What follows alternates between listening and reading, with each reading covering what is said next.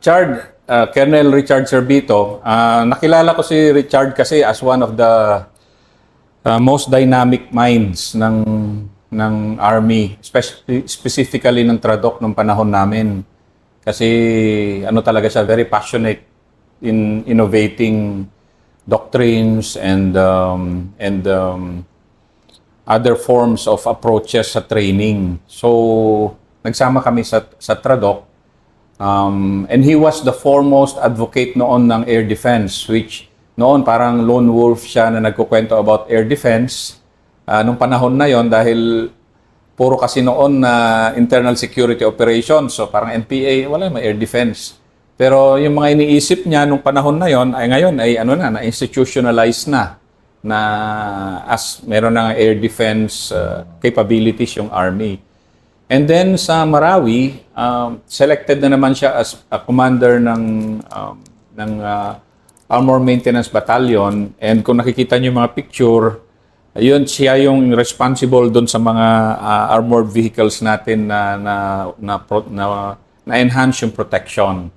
Now he's the regiment commander ng Aviation Regiment. Na ngayon, nagte-trailblaze na naman siya ng ano yung magiging approach niya towards external defense.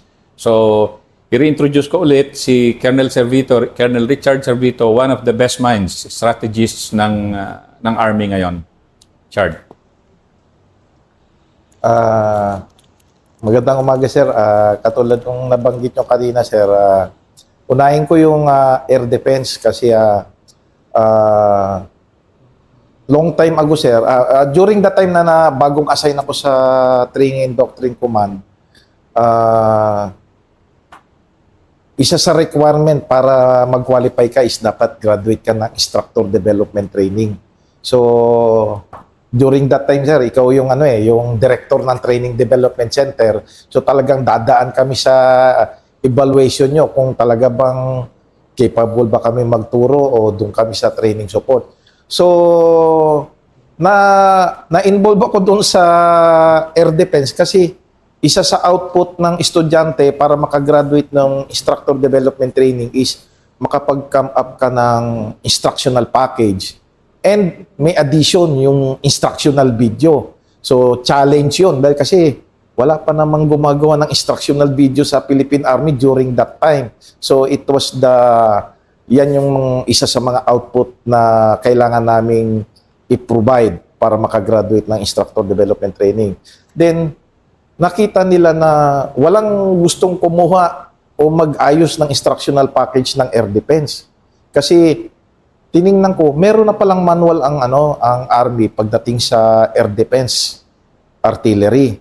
Yung nga lang, nung tinitingnan ko, ang artillery unit natin during that time is field artillery.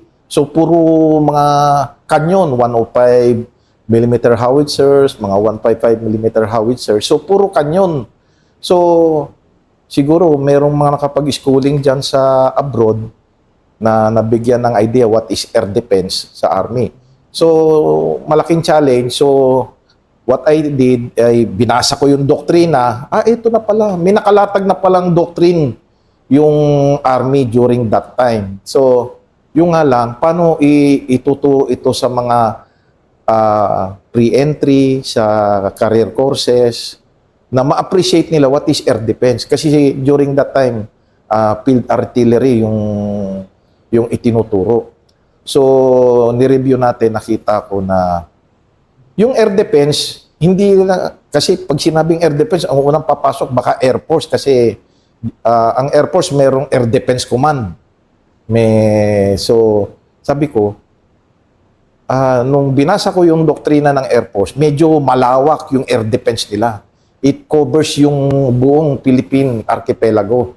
Kasi sa Air Force, ang primary concern nila is yung tinatawag na PADIS or Philippine Air Defense Identification Zone. So, ibig sabihin, kapag may pumasok na unidentified aircraft and they need to intercept, kailangan nila ng mga long-range surveillance radar na ang maaabot na detection is up to 300 kilometers.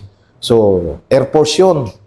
Ngayon, ano naman yung sa Army? So, dinefine doon sa doctrine na once na makalusot sa sa area ng Air Force yung hostile aircraft, what if hindi nila na intercept o hindi nila na neutralize, papasok na yan sa area ng Army. Ano ang way ng Army to detect yung hostile aircraft para mag-inflict ng damage sa mga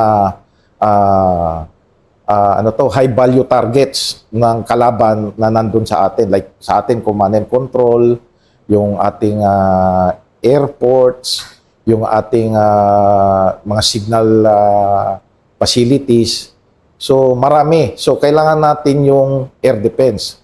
So doon sa instructional package na ginawa natin, ipinaintindi natin is yung una, what is the bigger picture ng air defense? So naglagay tayo doon na ito yung sa Air Force. Saan papasok si Army? So kailangan natin ng air defense artillery na kung saan ang mga equipment na nakalagay dito ay meron ka dapat search radar, may tracking radar, meron kang anti-aircraft gun, at meron kang surface-to-air missile. So, wala pa tayo nan during that time. Unlike ngayon na nakikita natin na sa modernization program talagang naipasok na yung requirements ng air defense, like ngayon, meron na tayong Air Defense Artillery Unit. So, parating na rin yung...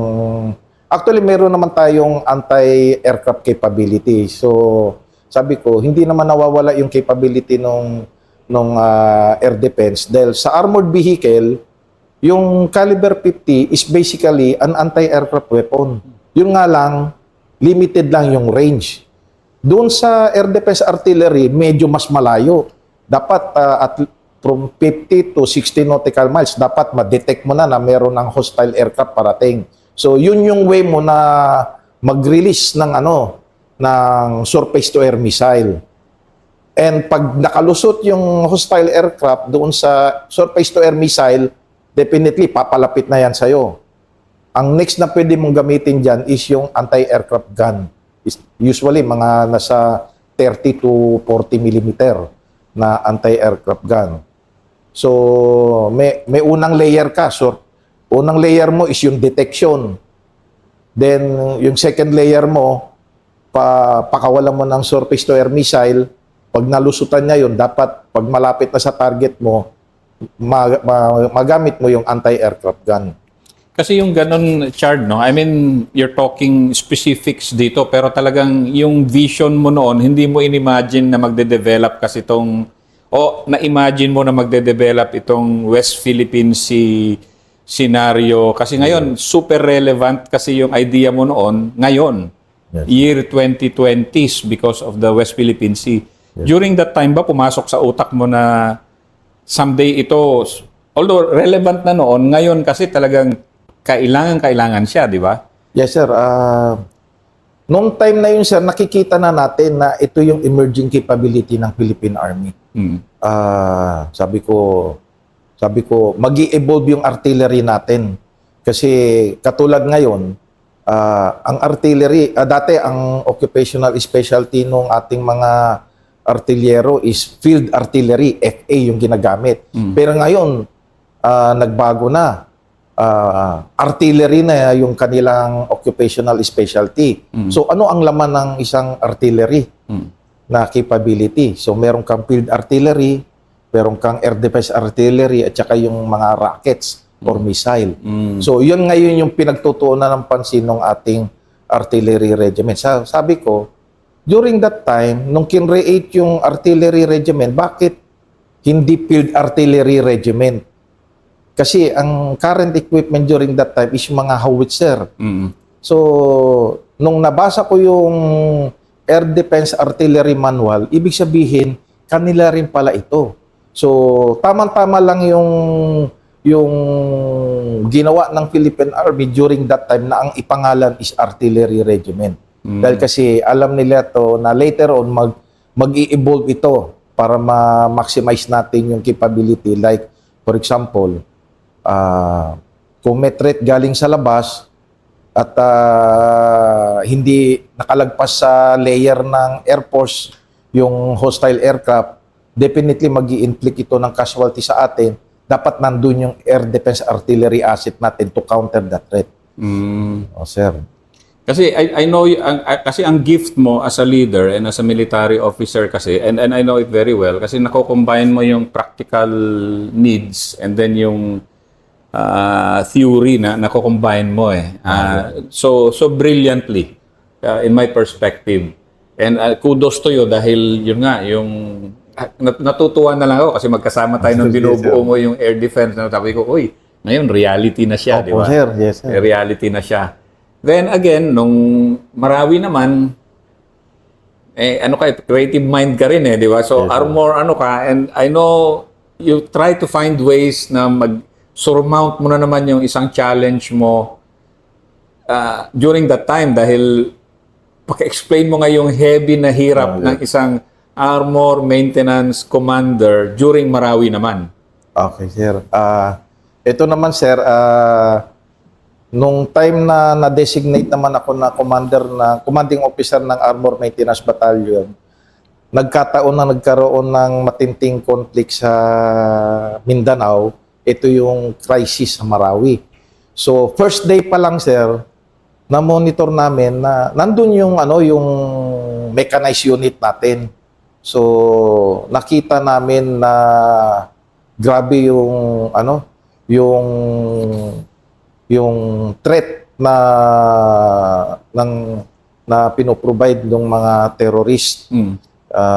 Lalo na na-recall ko yung mga threats to armor nung ako ay company commander, yung mga RPGs na naman, sir. So, nakita ko kung paano nila in-RPG yung ating mga armored vehicles. So, nakita na naging concern yung division commander namin. Paano natin maprotektahan yung crew na nag-ooperate ng armored vehicle? Sabi ko nun, ang trabaho ko as armor maintenance commander is how to make sure na yung mga armored vehicles natin na nandun sa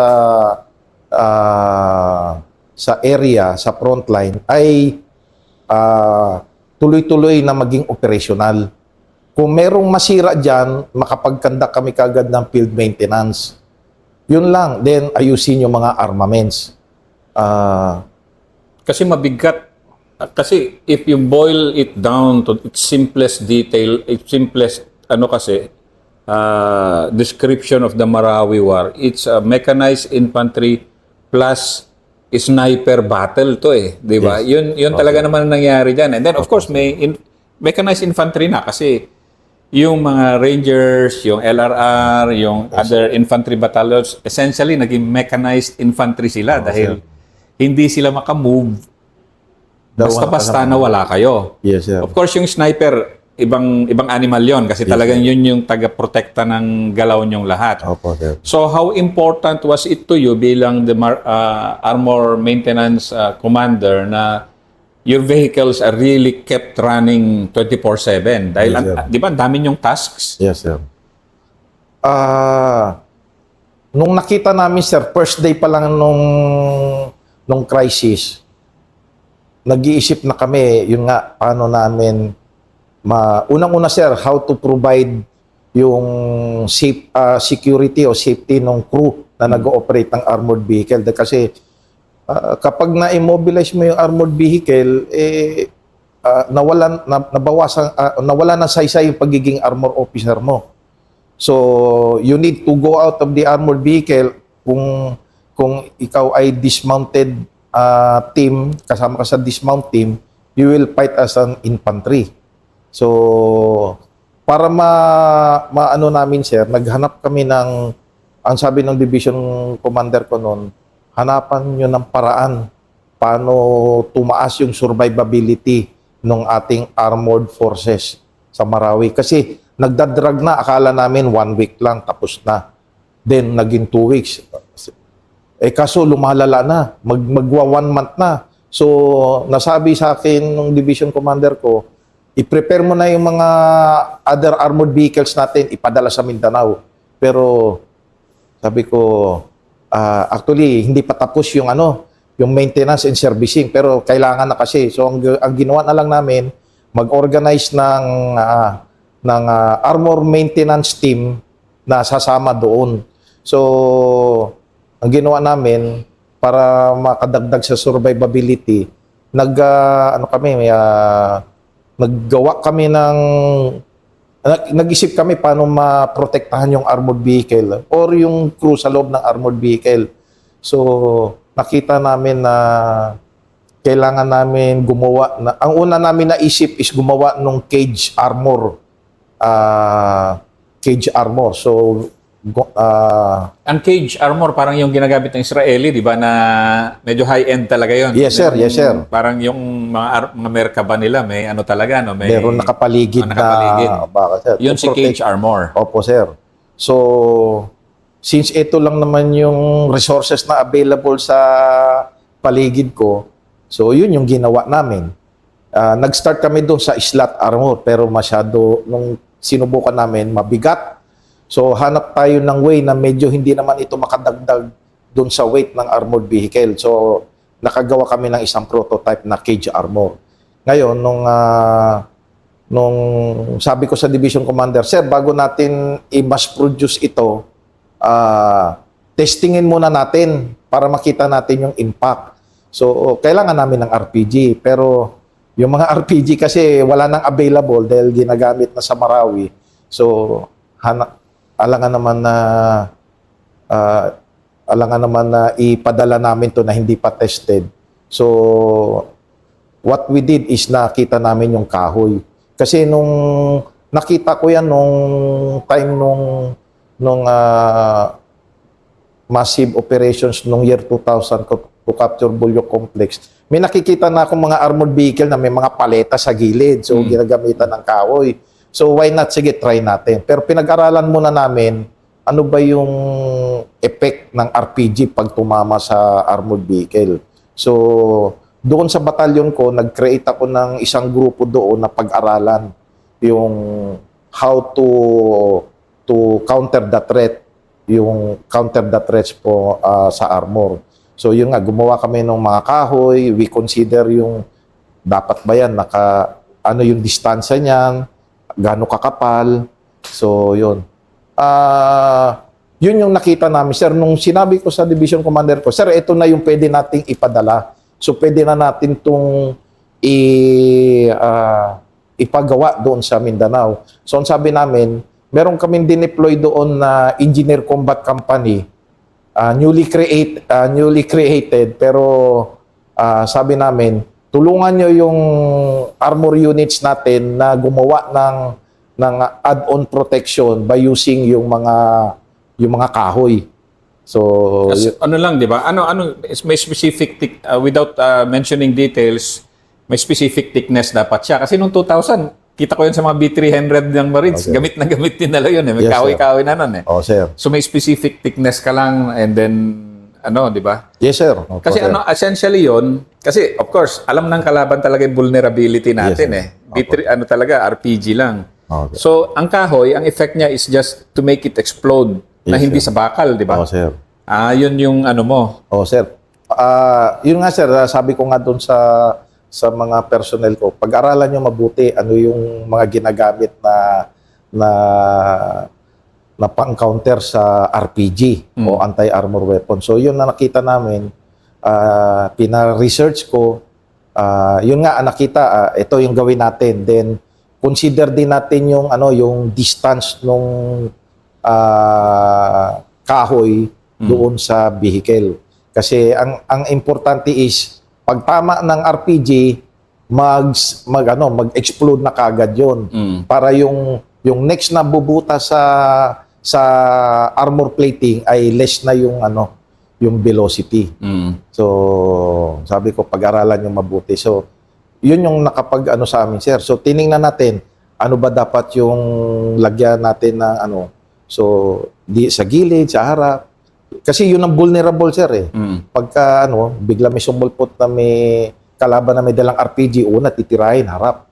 Tapos yung isa pang vulnerable dyan is gilid. Kasi meron kaming isang infantry fighting vehicle na tinamaan ng RPG. So nabutas. So problema ko paano ko palitan yung radiator hose. So nagpadala tayo ng replacement, pero dapat para hindi na maulit 'yon, lagyan na natin ng kahoy. So, yun yung yung sinabi ko sa division commander natin, sir, na pwede na for the meantime, sir, ito na muna yung gamitin natin kasi ito yung available na resources sa atin ngayon. So, kung mapapansin nung kasi nung initial na naggumamit tayo ng kahoy, madalian kasi tuloy-tuloy yung operation. So minsan, yung ibang tropa natin na dahil sa pagmamadali, hindi na na-consider din yung ibang factors doon para to make it work. Hanggang wala na silang makuhang mga kahoy doon. Minsan nga, yung mga pinto na lang ng bahay yung ginagamit para lang masalag yung impact ng RPG. So, Nag-work naman yun? nag-work, sir. Oh, sir. Kasi noong time na yon, simula nung nagkaroon kami ng casualty, doon sa first day pa lang, wala na ang sumunod na armored vehicle na, except yung isa, sir, kasi hindi maganda yung pagkakalagay nung kahoy, kaya may nag-penetrate pa rin. Pero yung mga sumunod, sir, wala na. Kasi in-enhance pa nila yung paggamit ng nung mga kahoy na nag-provide ng as add-on protection. And aside from that, hindi naman pwede takpan ng kahoy yung mga vision blocks ng mga komando tsaka Simba. So what we did, naglagay kami ng sir, yung mga metal plate para ma-lessen yung exposure lalo na sa Simba, malaki yung vision blocks.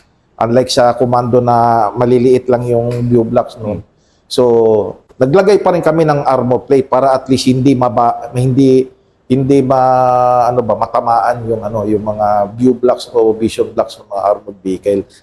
Naglagay kami ng mga armor plating. O kasi ang tindi nun, di ba? May nakita akong pictures nyo na binabagbagan talaga ng sniper ng kalaban, Yes, yung sir. mga vision blocks na yon. Oh, sir. Buti hindi nagpe-penetrate.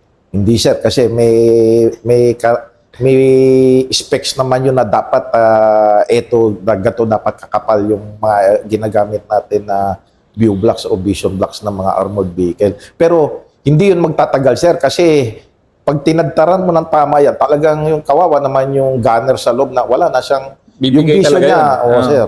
Hindi, wala na siyang vision. Wala rin vision. So, hindi rin siya effective na makapag-provide ng na direct fire support doon sa sinusuportahan niya ng mga tropa na nag-ooperate sa labas. So, ibig sabihin, with that simple creative idea mo, na of course, nagamit na noon pero abuti, binalikan mo yung idea na paglalagay ng cost-effective na kahoy. Okay. With that cost-effective na kahoy, it saved. Yes, sir. Wala A na lot kaming, of- sir, wala na kaming casualty na sa armor pa lang, sir, especially yung nakasakay doon. Wala. Kasi yung isa nating armored ambulance vehicle na M113, walang weapon yun, sir. Kasi ambulance vehicle, kaya nga may protective markings yun na Red Cross.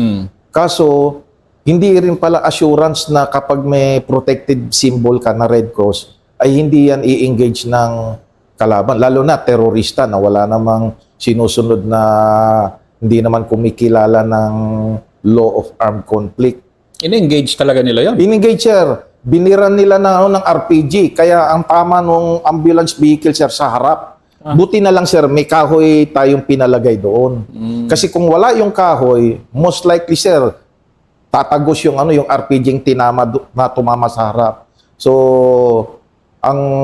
lahat nung nandoon sa armored ambulance vehicle nag-survive. Actually, yung driver doon, ang sabi niya, parang blast na lang yung sinalo niya. Pero at least basag na yung RPG sa labas pa lang.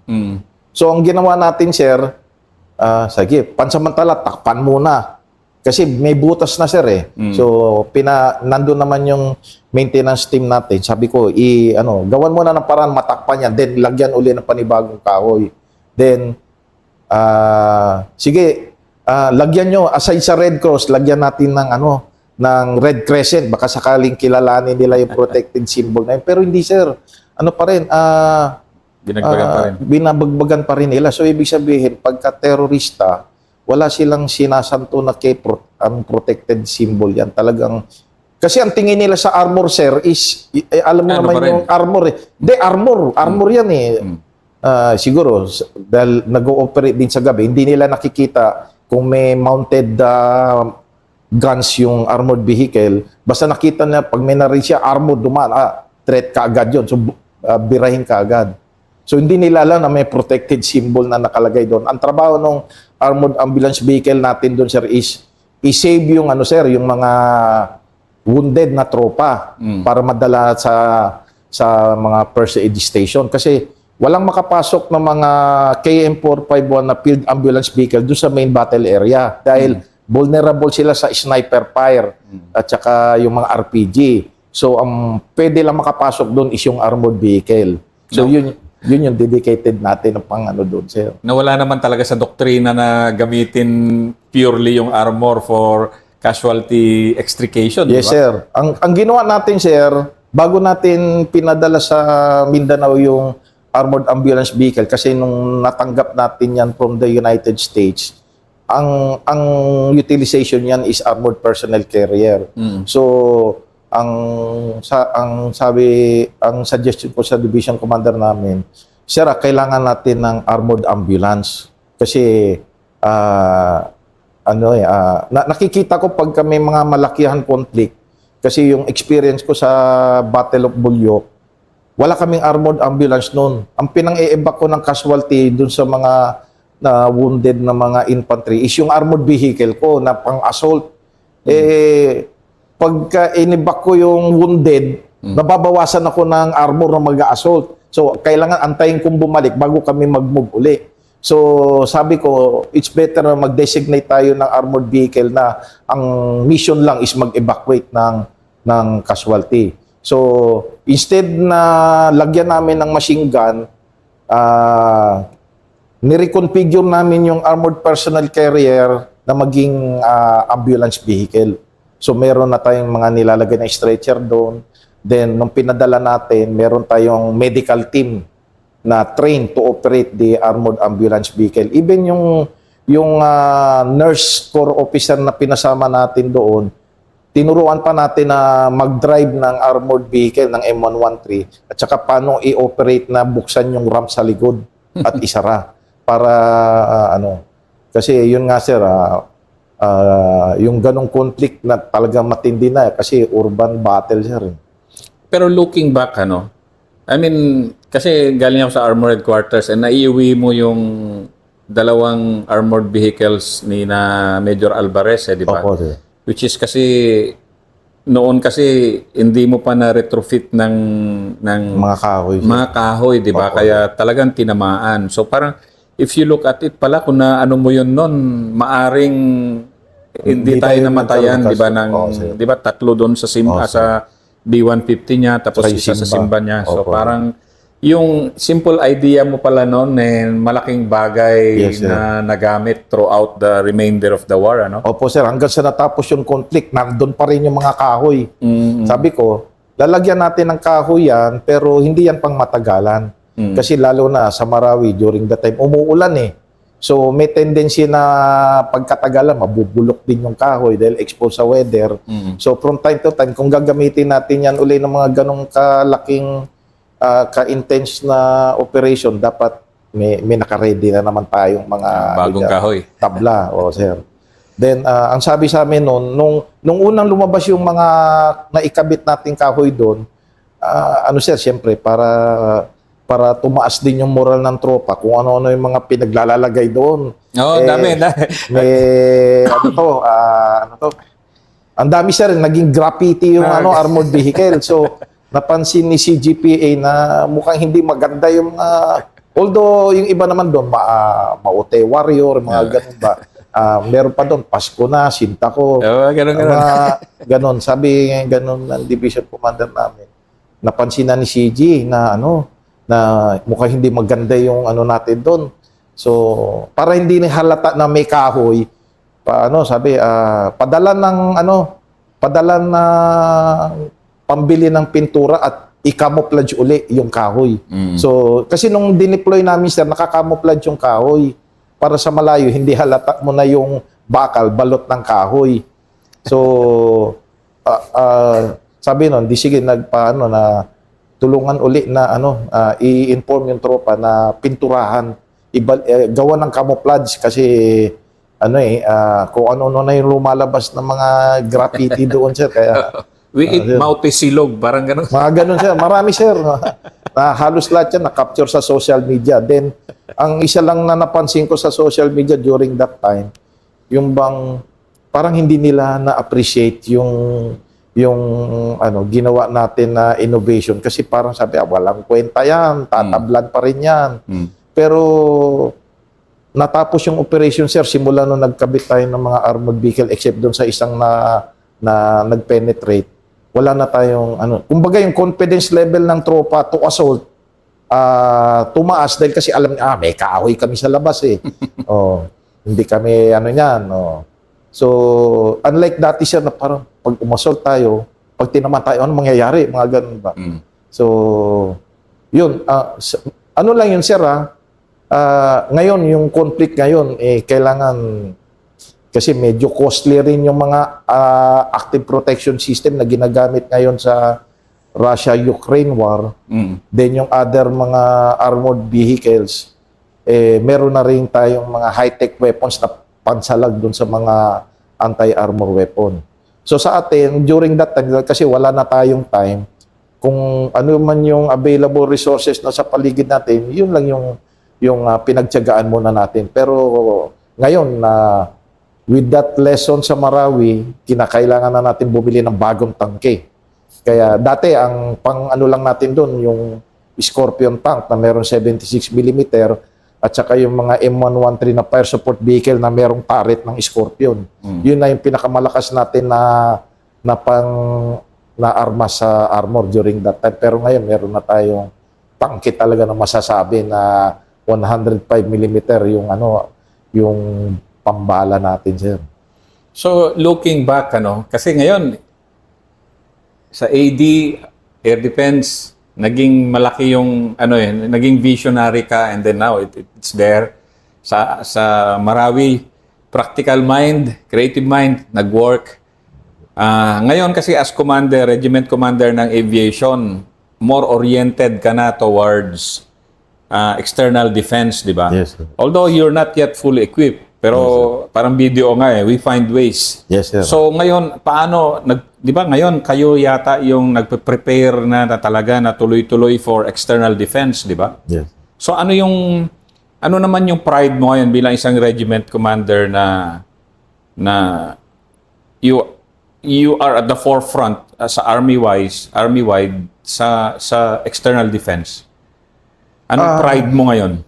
Sa ngayon, sir, nandito ako ngayon sa Aviation Regiment. So, lipat na naman ako ng focus kung ano yung pwede nating ma-accomplish dito. So, nandito tayo sa Aviation Unit. Since hindi pa naman tapos yung ISO, tuloy-tuloy pa rin yung pag-provide natin ng aircraft to provide the airborne platform for reconnaissance. Ongoing pa rin yan ngayon, sir. Ongoing pa rin. Pero sa ngayon, sir, masasabi ko na dahil doon din naman tayo babalik sa external defense o doon tayo pupunta, meron na tayong ginagawang contribution or effort para sa external defense. Like for example, yung eroplano natin, may requirement ang Unified Command to conduct maritime air surveillance. So, as much as possible, hindi lang surface vessel yung na-utilize ng Unified Command like yung mga barko, pati yung yung mga airborne platforms. So magkakandak ng maritime patrol. So the Air Force, they have their aircraft to perform that. The Navy, ganun din, dahil nandyan yung Naval Air Wing. Ang Army, meron namang Aviation Regiment, we have the aircraft. So meron tayong tasking to conduct maritime air patrol doon sa designated na area ng Unified Command. So, hindi lang dito sa Luzon, sir, but also sa Visayas, meron din tayo. Then, dati, meron din tayo sa Mindanao, meron din tayong mga nakadeploy na aircraft which can perform maritime air surveillance or maritime patrol. And, syempre, kailangan natin mabantayan yung yung ating exclusive economic zone. We see to it na yung mga fishermen natin ay malayang nakakapangisda doon sa paligid ng ating baybayin. Isa diyan, sir, yung like for example, i-relate ko lang, sir, yung unang experience ko sa maritime air surveillance nung one time na deploy ako sa South China Sea, hindi pa kasi West Philippine Sea yung tawag. So may mga nawawalang fishermen doon sa western side ng Luzon. So nasasama tayo na mag-provide ng mag-conduct ng patrol. So